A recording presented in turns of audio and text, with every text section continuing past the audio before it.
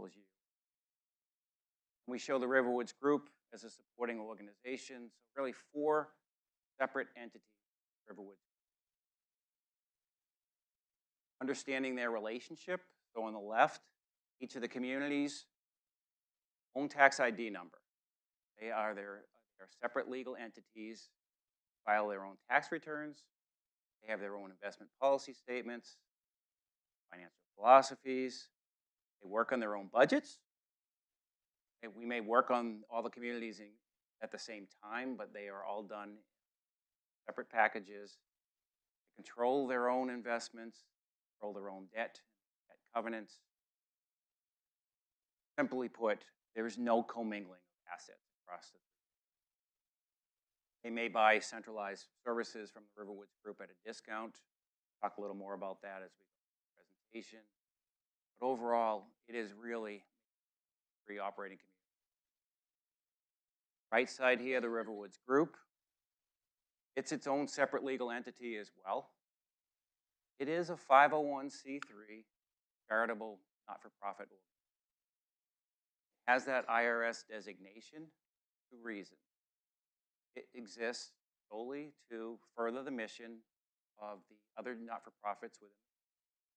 Initially, that was Riverwoods Exeter, but term joined as well.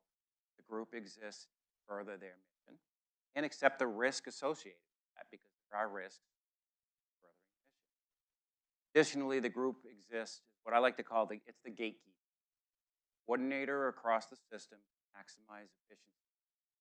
And in the instances where there are certain centralized services that it can provide to the operating community account, it will do that. So such services as human resources, information technology, accounting and finance, it's less expensive to centralize those at the group level, put those services across. So before I move on, I get this question all the time. Why does the group exist? And why does it need to be funded? I'm going to show you a couple slides here to really hit those head on and not spend much more time on. And the group was formed back in 2011. Had no money. Charitable organization, but had no money. Formed by Riverwoods Exeter purposefully, because the last time Riverwoods Exeter expanded, it was the Great Recession. We had all of the assets of the Ridge and the Woods campuses exposed for the purposes of building the Boulders. Boulders was a rip-roaring success, but the board said we could never grow like that again. So the group was formed. It needed to be funded. It needs money. It needed money, and it still needs money to have a line of credit that serves the whole. So lines of credit, they allow you to have liquidity for short needs. Instead of having 4, one the operating communities in the Riverwoods Group. Riverwoods Group has a system. It's backed by the cash and investment at Riverwoods. Over time. Okay, I will try to. I'm going to try to be really stiff then. Which you already knew I wasn't even trying to do that, right? All right, we'll give this a shot, but just put your hand up if it's still not working. The Riverwoods Group has provided guarantees to grow the system over time, and I'll talk a little bit more about that in a second. The group is a part of a not-for-profit charitable organization. Part of that, for all of our entities, have to be here forever, in perpetuity. Mission doesn't ever go away. Serving people doesn't not ever go away. So the ability to look at new lines of business, new types of growth, other innovations. It just so happens right now a lot of the growth is taking part organically at each of the operating communities, but it could be different lines of business or different areas. And of course, we all need reserves. Reserves are the backstop for all of our entities. That's why the group needs reserves. I'll show you now what it looks like in practice. Just under 8 years ago, Riverwoods Manchester affiliated with the system. First expansion of outside of Riverwoods Exeter. The group provided a limited guarantee for the community and provided a small loan in order to get Manchester refinanced. Manchester, the day after the affiliation, refinanced its debt 7.5%, 2.4%. That 2.4 then stepped down because of their performance to 2.2%. Manchester didn't have the ability, it didn't have a strong enough balance sheet to do it on backing of the group. It was able to do that and become a strong contributor. This campus is another example of the Riverwoods. We formed Riverwoods Durham in 2017. Better now?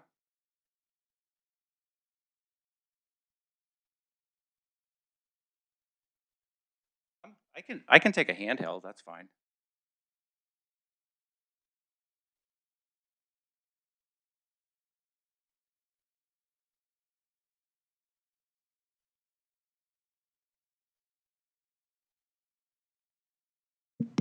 Thank you.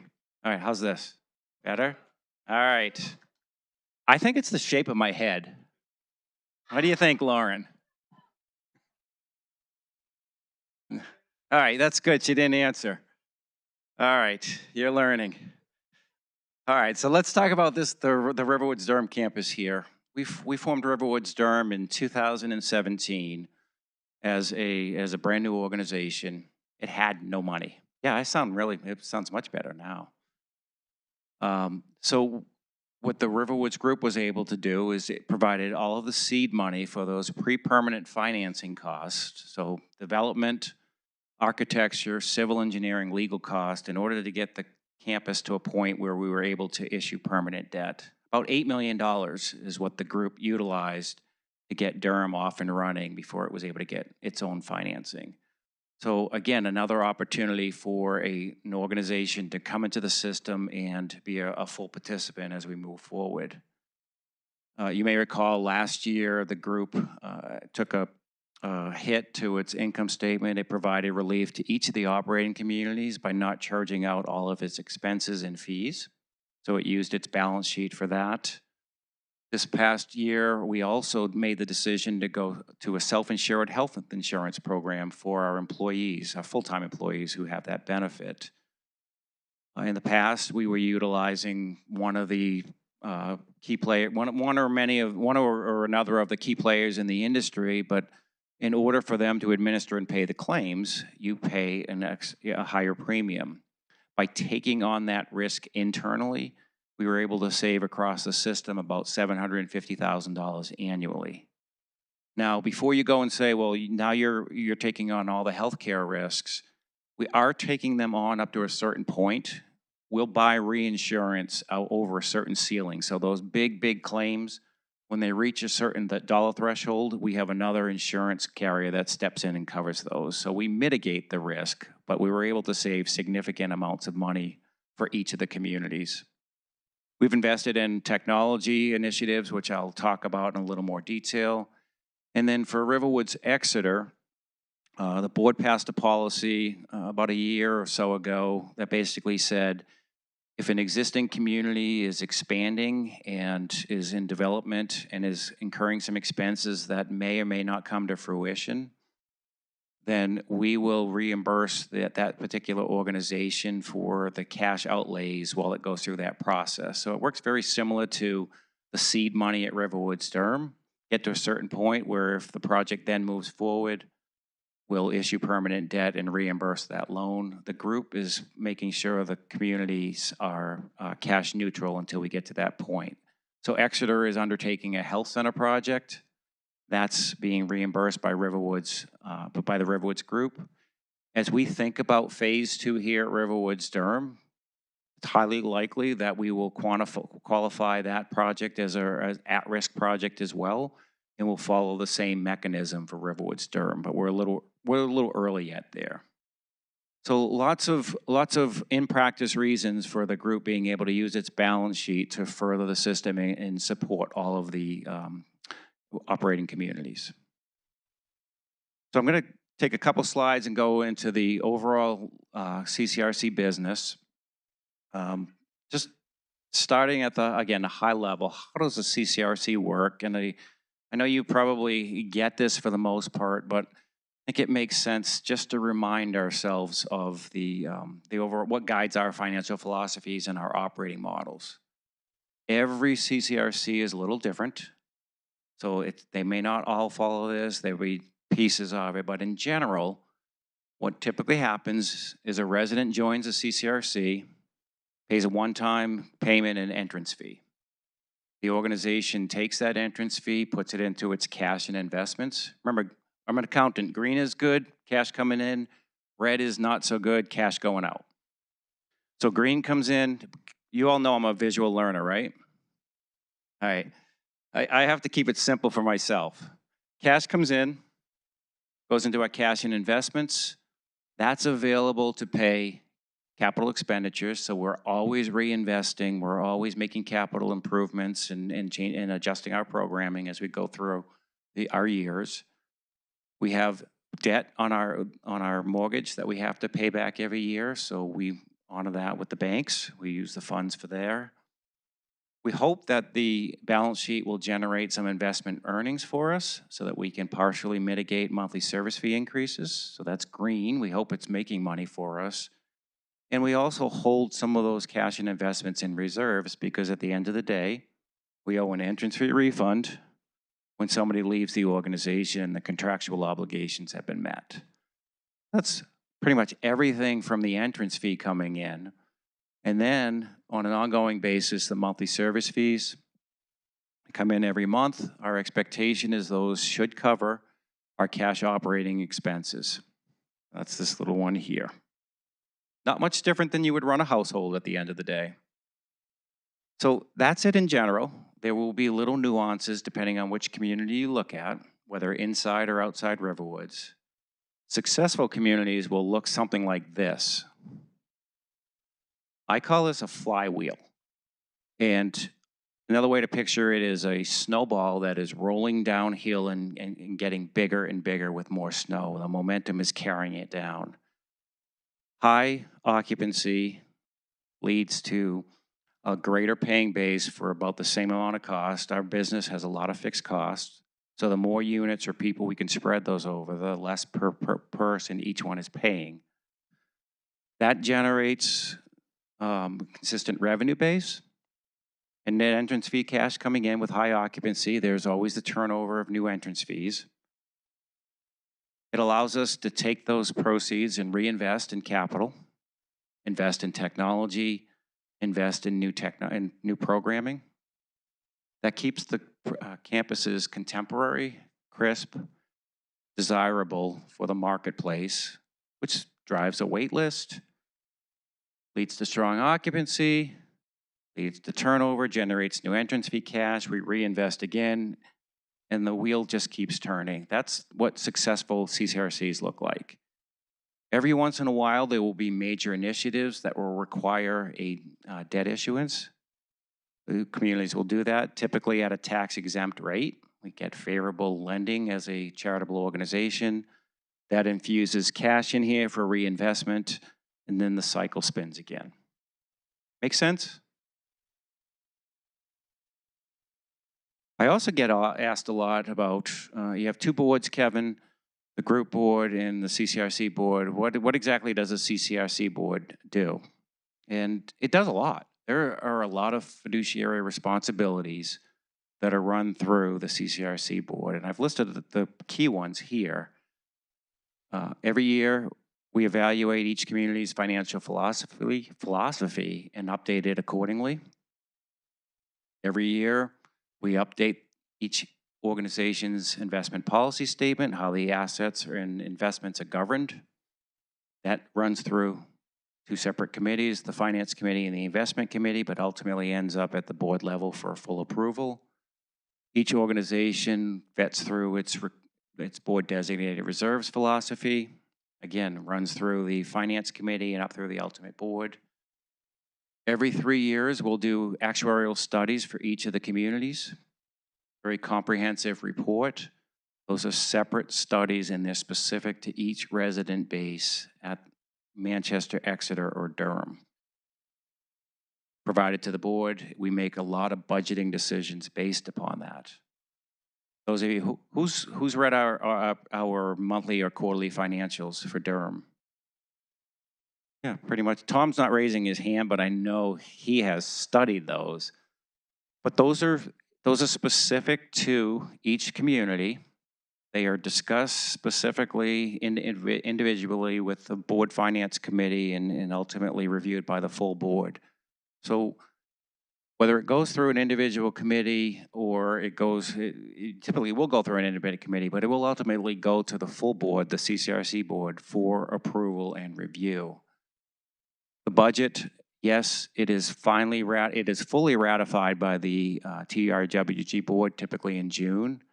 But I can assure you, they're looking at that, understanding that the CCRC board has scrutinized it, probably with at least 2 or 3 board finance committee meetings and at least 2 full board meetings to look at the budget. The group board isn't going into the overall detail, but it's just ensuring that all that work has been done, which we know it has been done. And then lastly, you expect clean audits. We expect clean audits. Financials are discussed monthly with the quarterly with the full CCRC board and finance committee. They're available monthly. The audit committee is a committee of the Riverwoods Group board. The group actually is responsible for hiring and firing. I say hiring and firing the auditor, but typically it's engaging the auditor. But I will say this, it's a TRWG committee. The majority of the members on that committee are CCRC board members. So lots of work that goes through, that runs through the CCRC board, and they have their eye on the needle here. All right, what are we, 8 or 9 slides in and no numbers? Is that okay, Jen? Yeah, Jen's fine with that, but now we're gonna show some. All right, so just some real high level figures, put the system in perspective for you all. And as you look through this, blue is Exeter, orange is Manchester, gray is Durham, and yellow is group. So if we look at operating revenues and operating expenses, based upon last year's audited financials, the most recent ones, here's how it splits out. Exeter's slightly half, Manchester's around 19 or 20%, whether you're looking at revenues or expenses, and Durham is 25% of the split, regardless of expenses or revenues. So that kind of gives you an order of magnitude of how the size on the income statement of each organization plays out. If we look at the balance sheet, and 2 big measures of our balance sheets, total cash and investments on the left, total long-term debt on the right. So we'll go to the left first.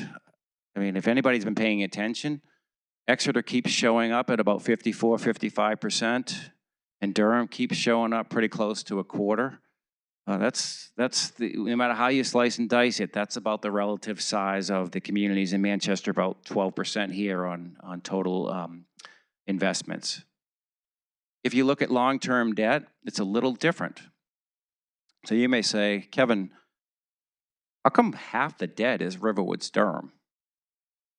And what I would say is 2 things. One, new construction is expensive, and this community is still relatively young. It's been open for 5 years. We haven't had much of an opportunity to start really knocking down our debt with principal payments. In the early years, you pay more interest, less principal. Over time, you'll pay less interest and more principal as you go forward. So these numbers will change over time, but completely normal and what we would expect of our communities in their life cycle stages. This is probably my favorite slide. And there's numbers on it. I mean, that goes without saying, but this is occupancy and wait list, and this is as of the end of the calendar year.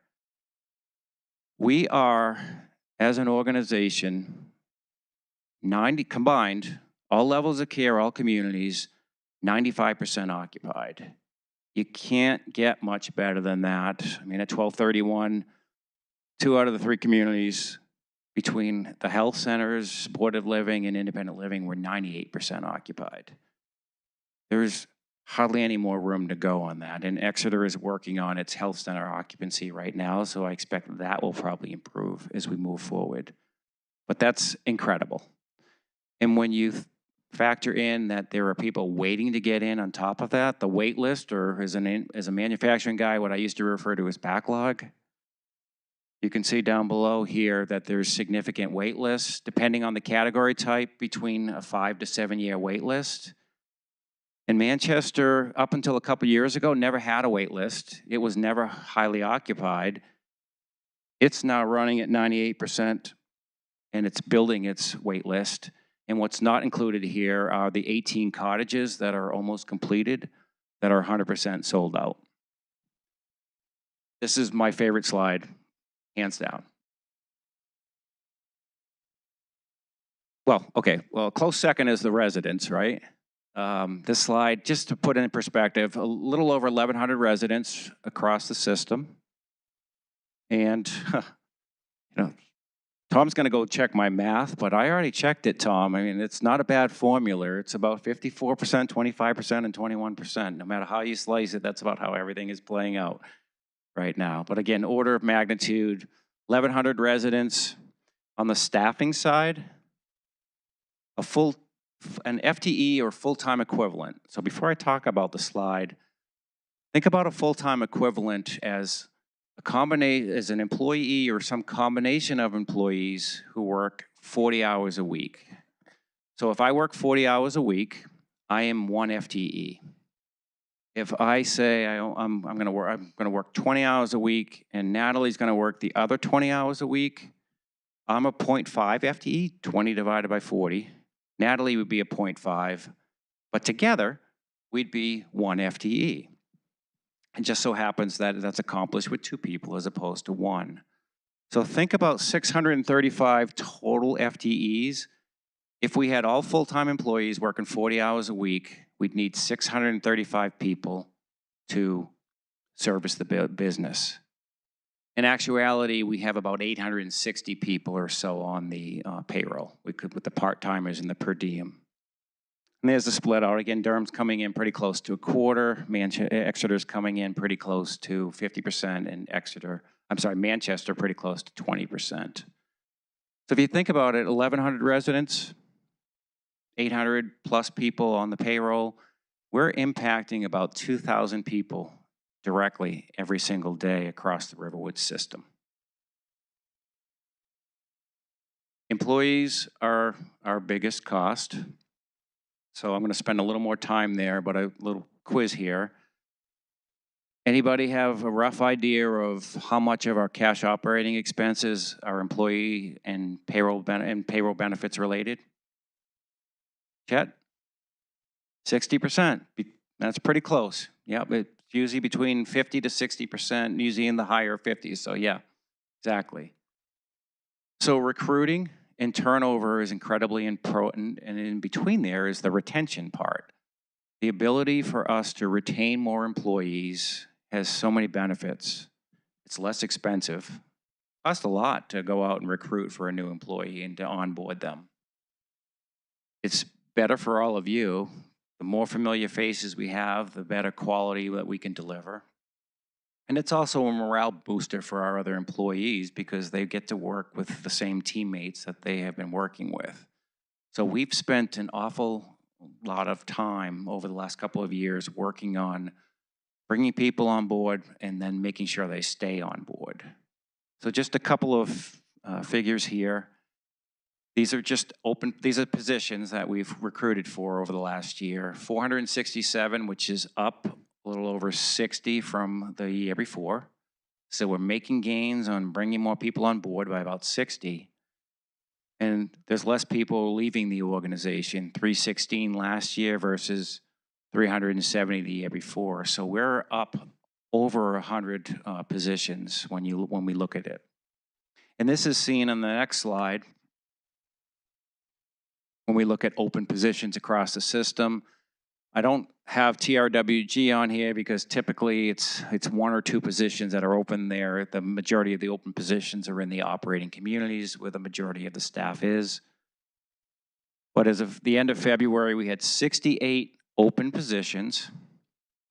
That's down from 97 last year.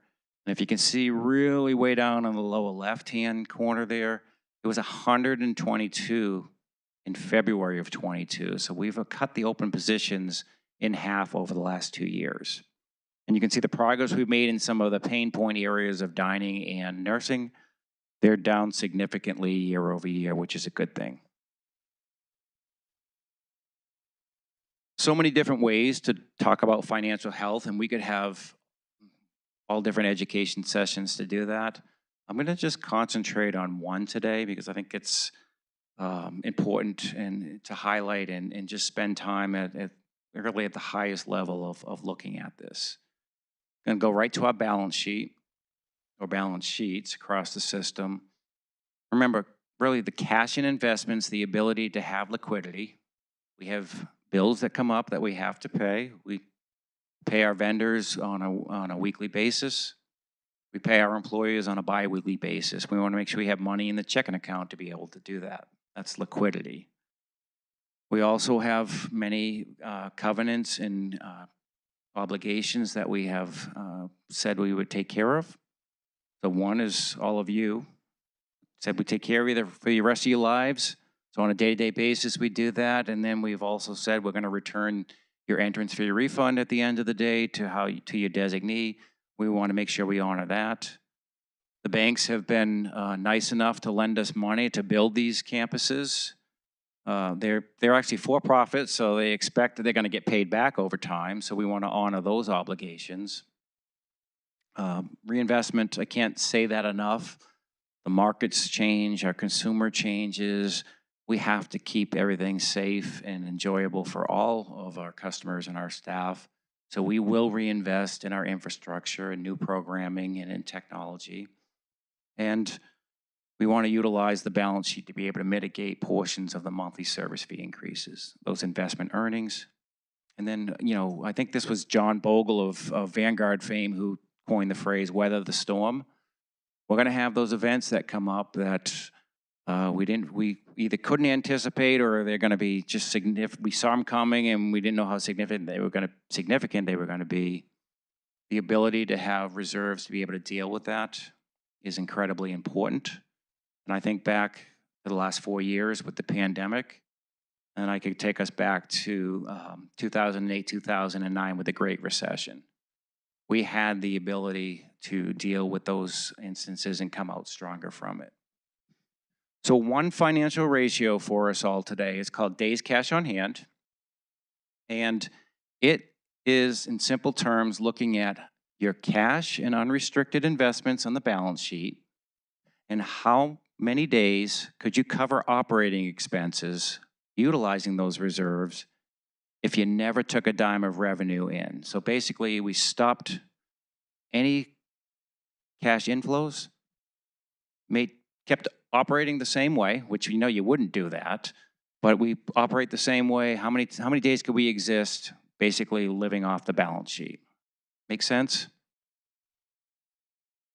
Nobody wants to run a business that way, by the way. Here are our 4 communities. So I want you to know we don't think about it that way, but this is peace of mind for me. If I look at our 3 operating communities in the Riverwoods group, if we did that, between 1 and 2 years of days cash on hand. So that's comfort. That's peace of mind for me. We have solid balance sheets that will allow us to make good decisions and weather the storm and work through things. And very significant over time. It's not like they are fluctuating. The one thing I would point out here is we affiliated with Riverwoods Manchester, or Riverwoods Manchester joined the system in 2017. There's the initial cash flow from the Riverwoods group, but here's where it was before. And as you can see, it's actually worked its way out, all the while investing over $30 million of its own money in its infrastructure. It's basically a brand new campus up there. So we'll talk a little about major projects. And I know there are capital projects at each campus that everybody would love to discuss. In the interest of time, we're just going to take one major one from each of the communities and group. Talked a little about the Exeter Health Center project. So currently, Exeter has 3 campuses. It has all levels of care at all 3 campuses. Very intimate environments, very inefficient to run, and the Woods Health Center is almost a 35-year-old design. So we're in the process there of looking to build a centralized healthcare building, assisted living, memory support, and nursing support on the Exeter campus. And with the 3 existing health centers, when those footprints are vacated, we'll put additional common space as well as some additional independent living apartments into the project and generate some additional new entrance fees and have a higher revenue base, satisfy some of the wait list. It's probably a 6 or 7 year project as we go through this. We have just wrapped up the conceptual phase and are now moving into schematics, which basically means, in architectural terms, we'll get drawings that we're able to go out to the marketplace and get good construction estimates. We have financial estimates now, and we fully believe that this project will actually be break even. The new monthly service fees from those independent apartments will actually be available to service the incremental debt. So an interesting project, a little over a year away. We expect spring of 2025 to be able to break ground. Maybe a month or 2 on either end of that, but probably the May timeframe of next year. Manchester, when they affiliated with the system, they had been approved for an additional 18 cottages, zoned for that in initial drawings. We started that project last year, May of 2023. It is wrapping up now.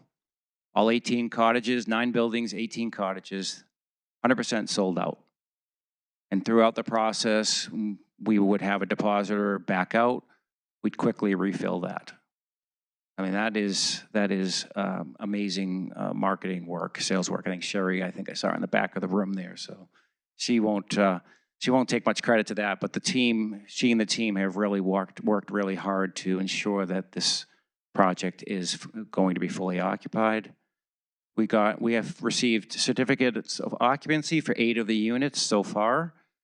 We've had 5. I think there was a move-in schedule for this week as well. 5 new move-ins, 1 more this week. We've already started paying down the construction loan and expect no permanent debt from the project. Question in the back? How many residents in each new cottage? Well, they're built for couples. I don't. What is it? Maybe 50% is couples rate, Sherry? Only 2 singles. The majority of them are couples. Only 2 singles. Only 2 single persons are moving into the cottages right now.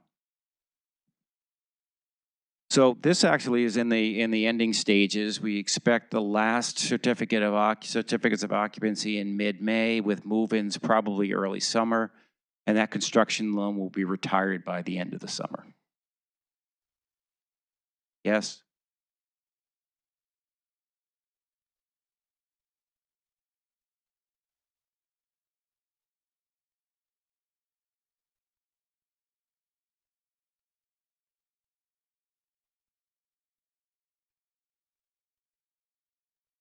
I'm not understanding your question.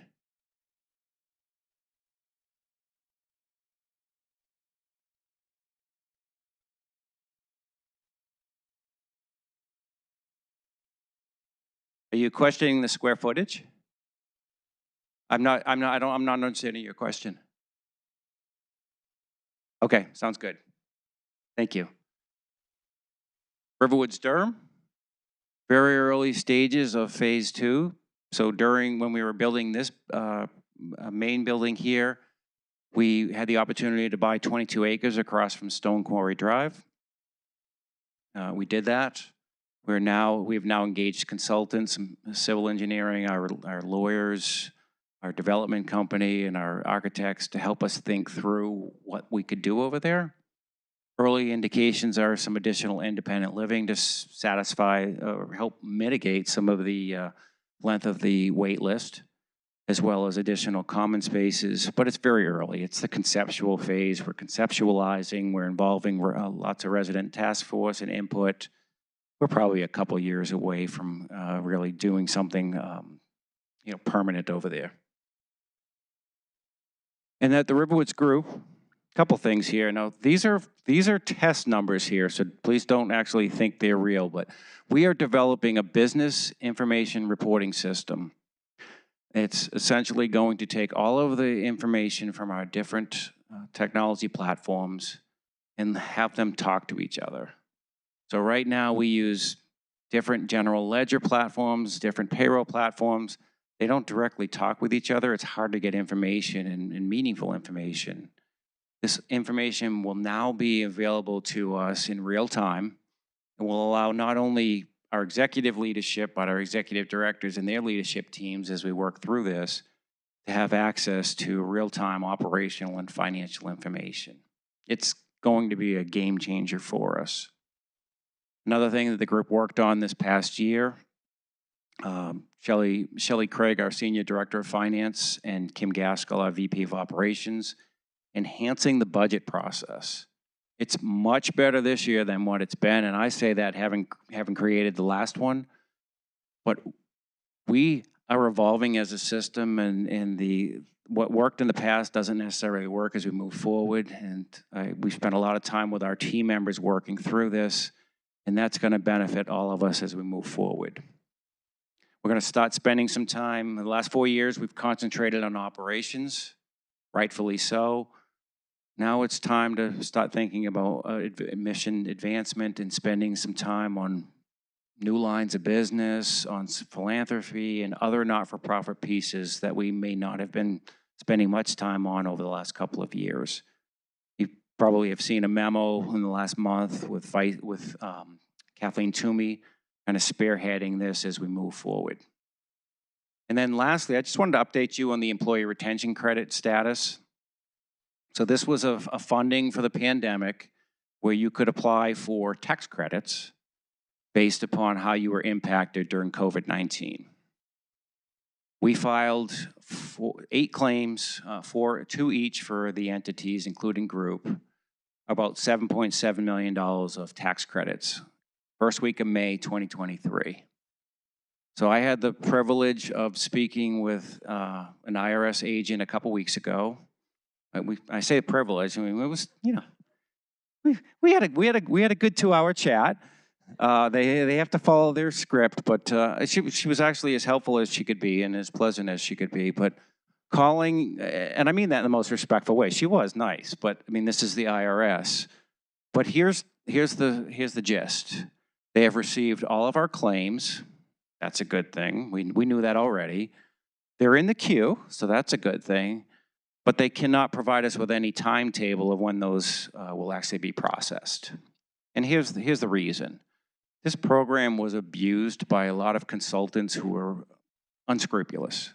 They would go, they were commercials on TV, apply for this credit, just call us up and we'll take 20% of a fee to be able to do this for you, but they weren't going to be there after the fact. And what ended up happening is the IRS was receiving a lot of fraudulent claims, and they basically said no more claims coming in for the time being.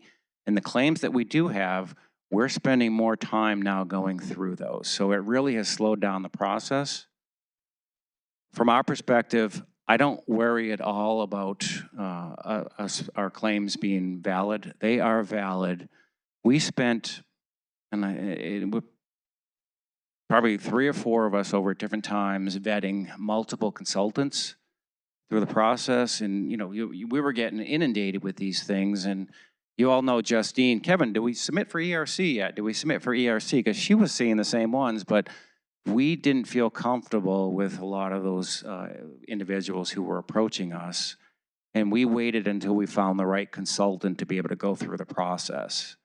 The consultant we chose is, they go by the name, their firm name is Cherry Beckert. They are well respected in the industry. As we went through the process, they promised nothing. They were very, very diligent in getting the information they needed and going through and helping us submit those claims. and an added layer of comfort, they're the audit firm of our audit firm. That gives me a lot of comfort.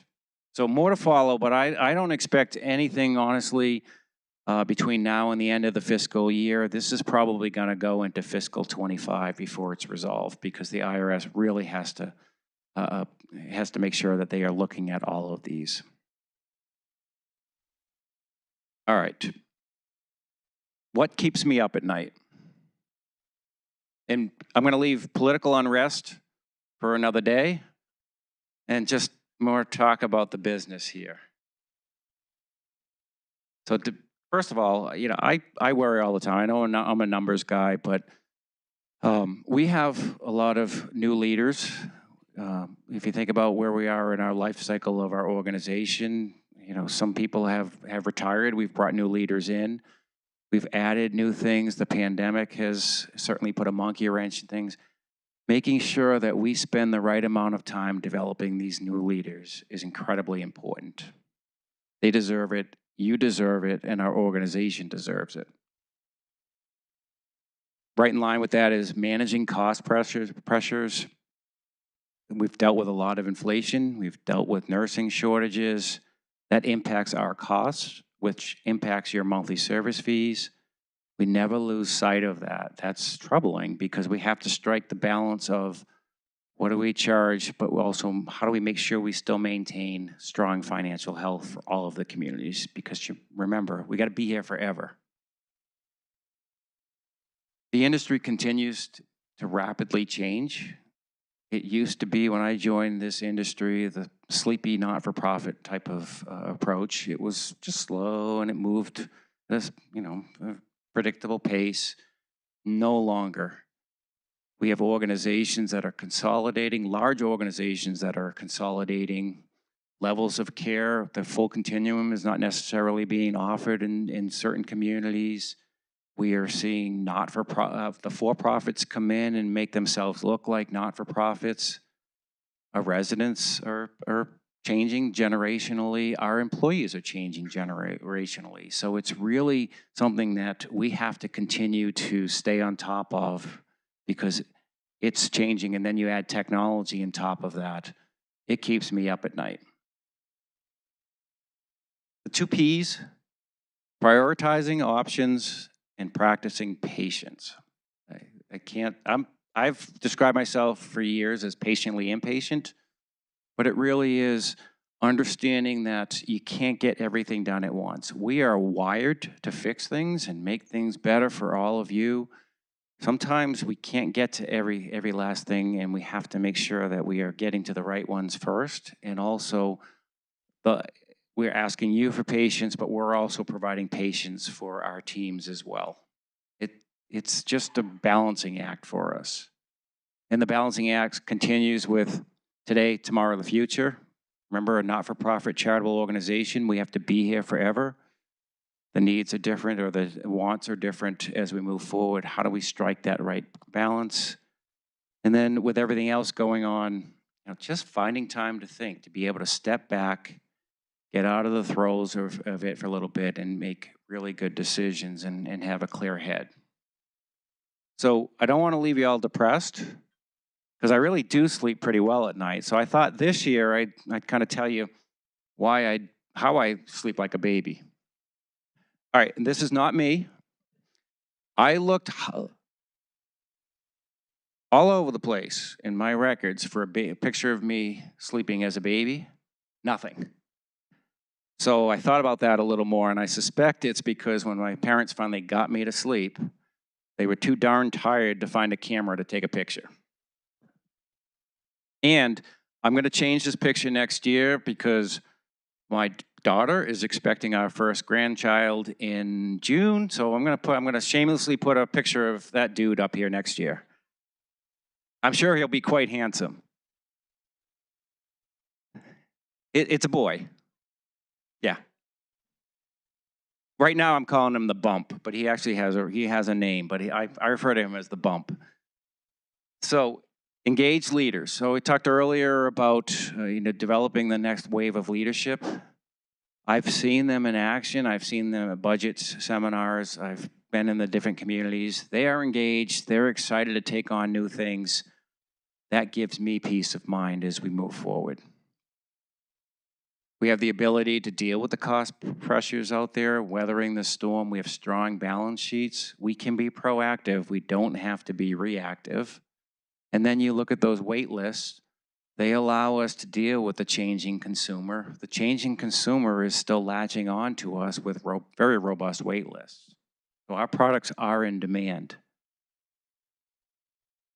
I complain about prioritizing options, but good news, we have options. Some organizations do not. We have the ability to pick and choose and set our course.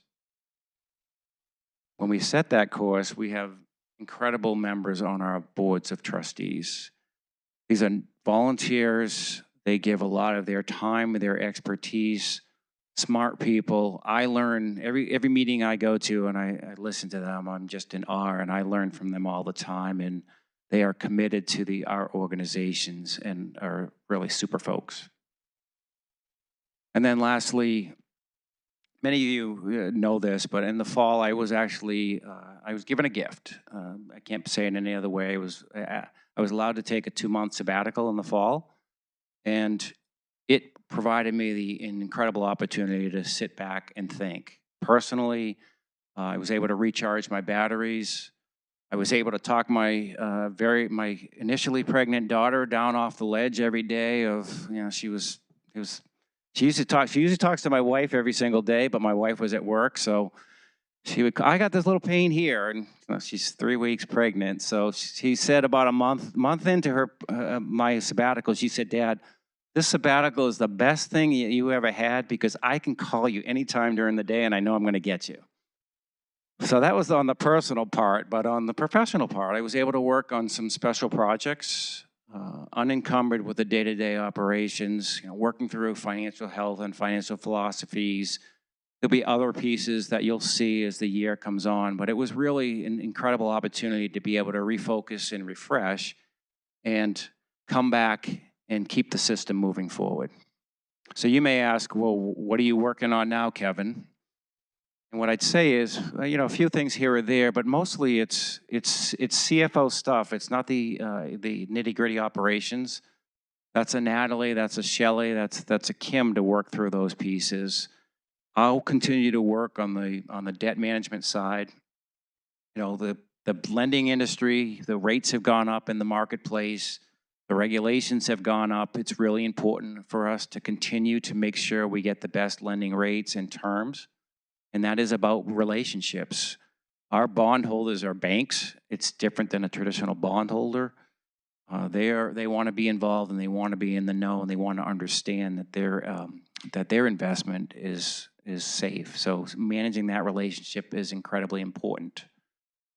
I serve as the liaison to our investment committee and our investment advisor for each of the entities. So again, making sure our portfolio was working to the best possible way for each of the entities so that we can offset some of the fee increases.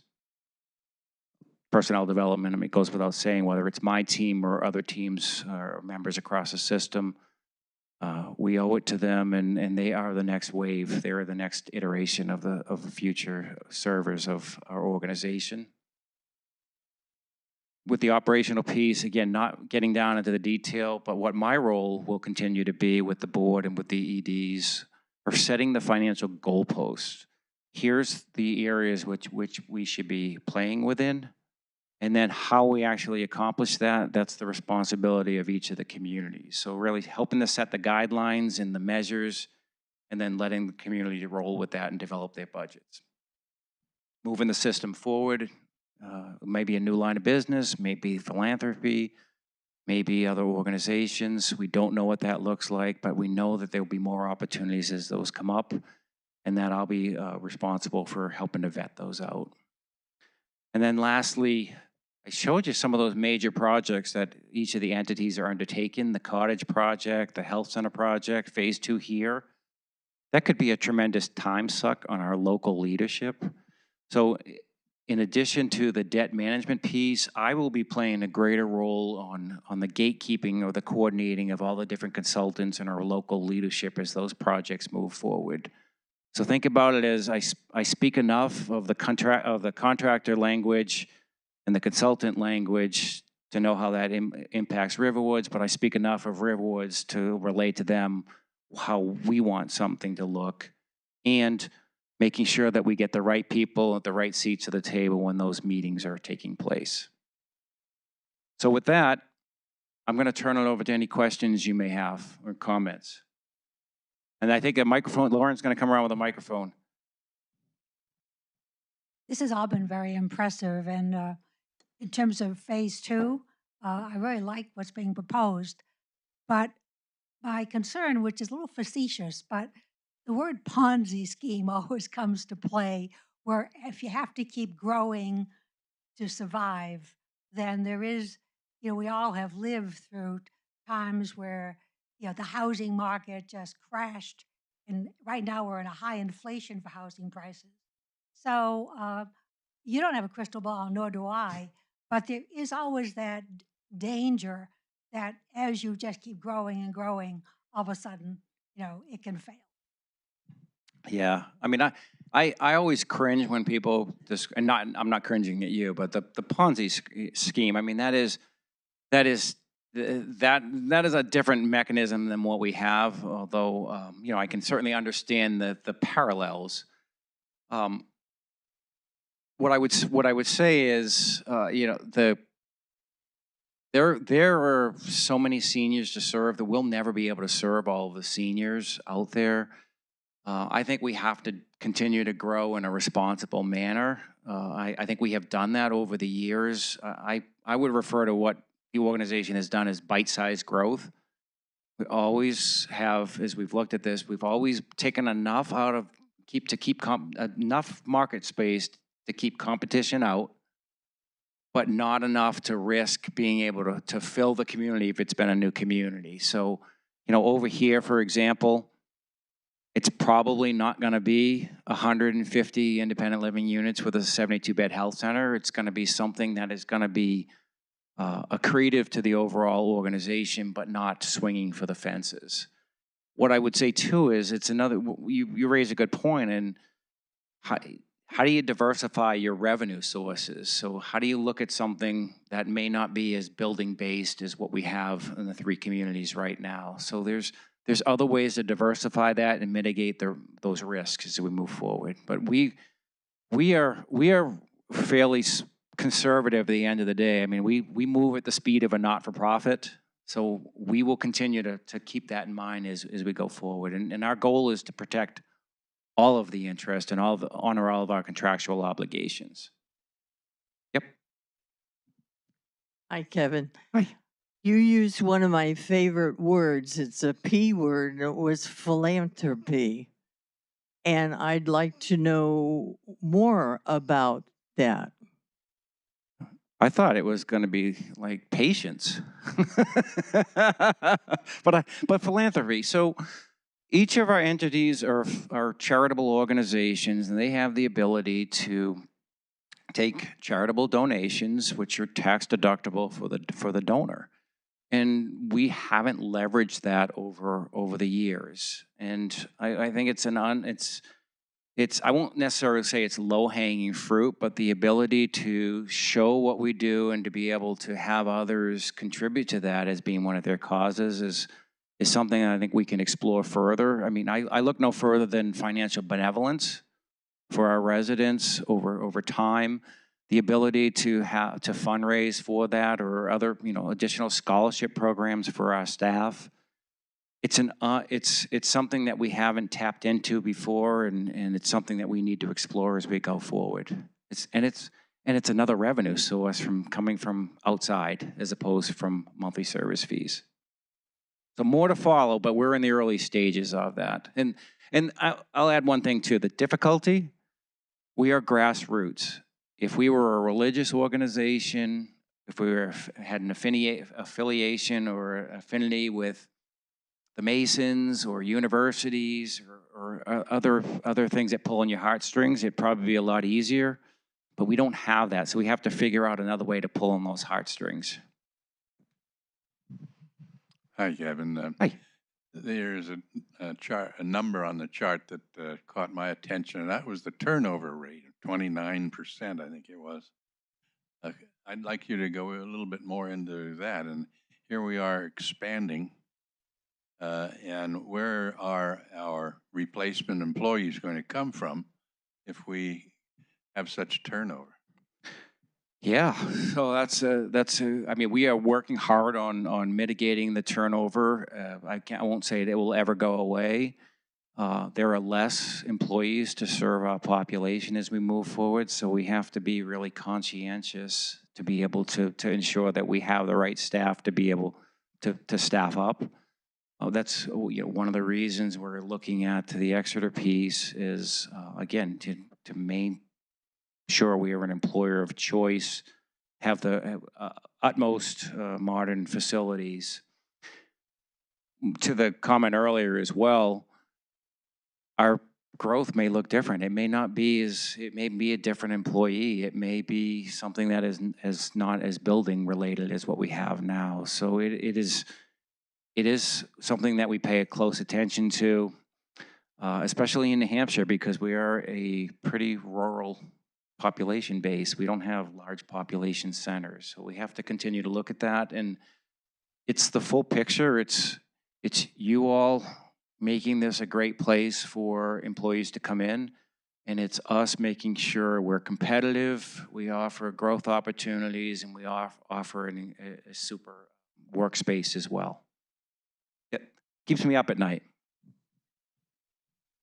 Hey, Bill. And Kevin, you mentioned several things that were very interesting. One was the concept that we're all self-sufficient entities, responsible for debts, our income, and all things that go with both of those things.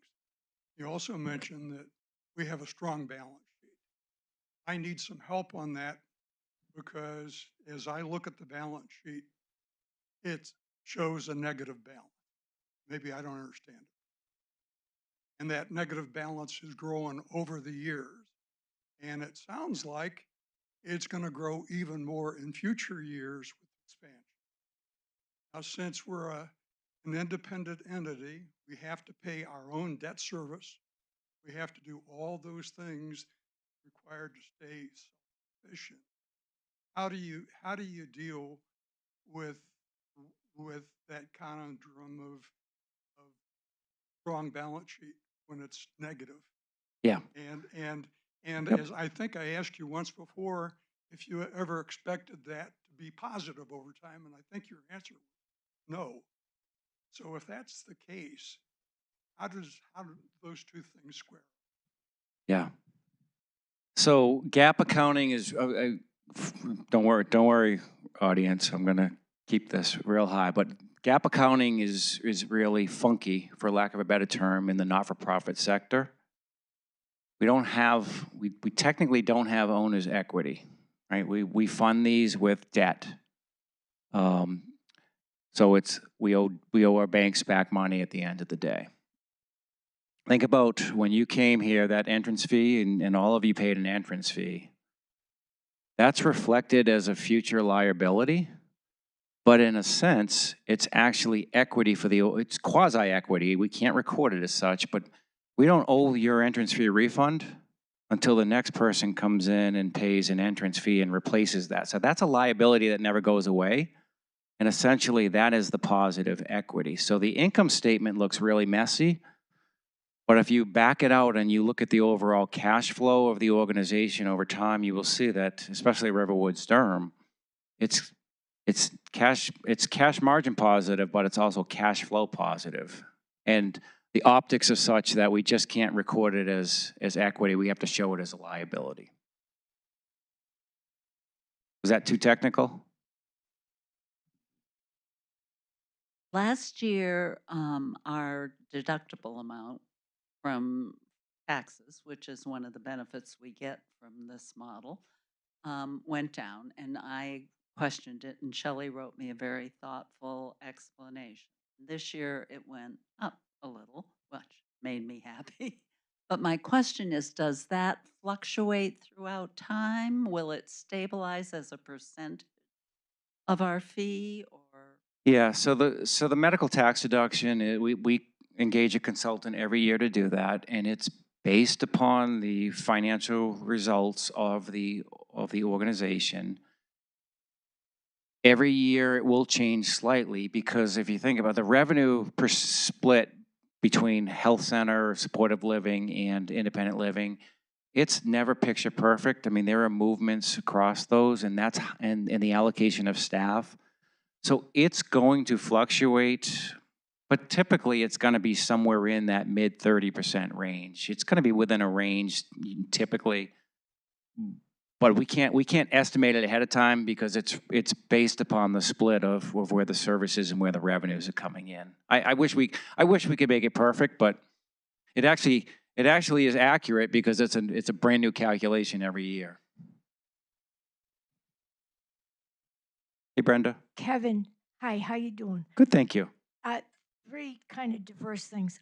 I have a hard time accepting the fact that I'm a charity case. I mean, the fact that this is a 501c3 charity and I'm a beneficiary kind of bothers me a little bit, but that's the tax law, and so I accept it. The second thing would be, am I correct that all the revenue of the Riverwoods group comes from the individual units? In other words, you all don't have any other ventures. We're the ones that are giving you the money.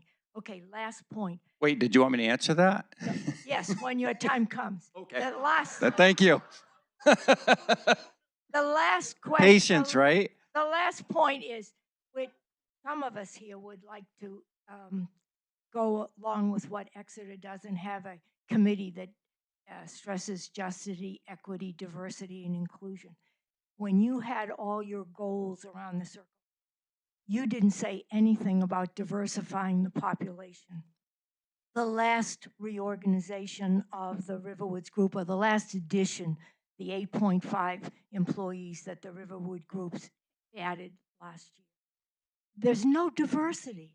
Now, I realize that hiring diverse people can be a pain in the butt because I've done it and lived through it. But the only way this place is going to earn a name for itself and keep going is if we diversify. We're all nice white people, except my friend Rosemary Wang is a minority person. But can't we diversify? Well, Brenda, I don't want to be facetious, but I'm kind of looking at the room here. You're all kind of diverse in your own special ways, but this is what we're up against. So it is. I mean, that's if we look at the population of New Hampshire and the surrounding area, it's not very diverse, I guess is the best way to put it. So I mean, I think we would all embrace that. We have to look and see where we can pull it from, though.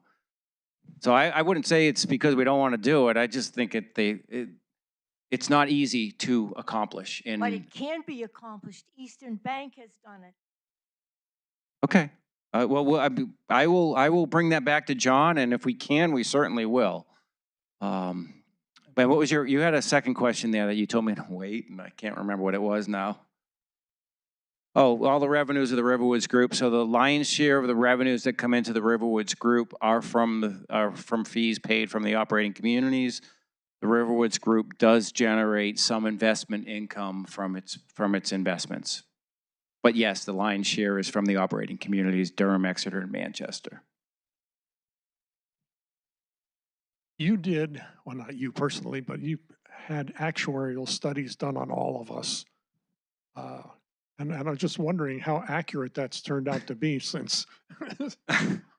So yes, well, not on all of you, but as a population base, not individually. So it's funny you should ask that, though. I mean, actuarial studies are really important. They help us make good business decisions and long-term projections and planning. The last study that was done at the end of fiscal 21, so just under 3 years ago.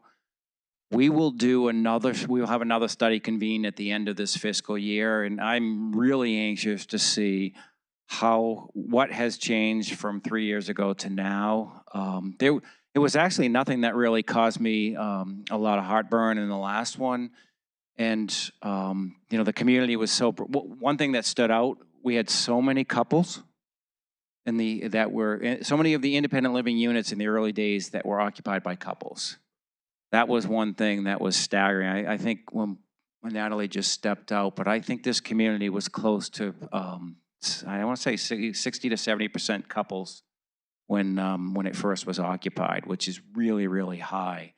But I'm interested to see how that plays out. I mean, I don't expect any issues financially. But we will actually put some executive summaries together and share those as we go forward, probably through the session with the Resident Finance Committee, but maybe that might be something, if others are interested as well, Tom, that we could go through that. But all right. Well, enjoy the rest of your day. It was nice having you all here, and please let me know if there's any additional questions or comments you might have. I'm always open for feedback to make this better for you.